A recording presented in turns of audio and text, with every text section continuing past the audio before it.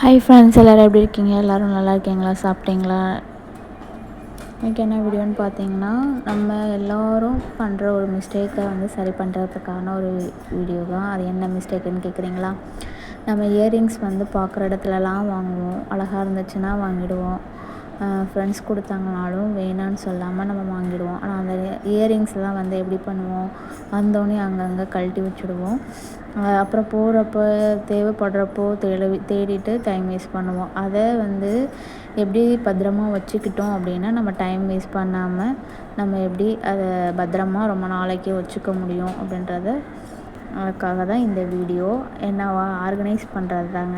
இயரிங்ஸை எப்படி ஆர்கனைஸ் பண்ணி நம்ம பாக்ஸ்குள்ளே வைக்க போகிறோம். அதுவும் நம்ம வீட்டில் இருந்து எந்த பொருளும் கடையில் ஆன்லைன்லேயோ கடையிலையோ போய் வாங்காமல் வீட்டில் இருக்க பொருளை வச்சு இது நான் கிளிப்பு இருக்கும் இல்லையா, கிளிப்பு வாங்கின டப்பா. அது இல்லாமல் ஒரு ரவுண்ட் ஷேப்பில் இருக்கிற டப்பா ஸ்நாக்ஸ் டப்பா. அந்த டப்பாவில் ரவுண்ட் ஷேப்பில் வச்சுருக்கேன். இது ரெக்டாங்கிள் ஷேப்பில் நம்ம வீட்டில் இருக்க இன்விடேஷன் கார்டெலாம் இருக்குது இல்லைங்களா, அதை நான் அளவெடுத்து கட் பண்ணிகிட்ருக்கேன்.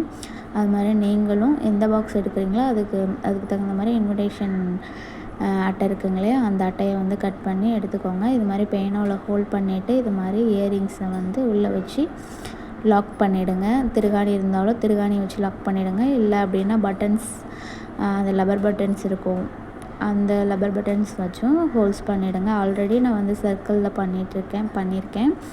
இது கொஞ்சம் இயரிங்ஸ் ஆர்கனைஸ் பண்ணாமல் இருந்துச்சு, அதனால் ஸ்கொயர் டைப்பில் சேவ் பண்ணி வச்சுருக்கேன்.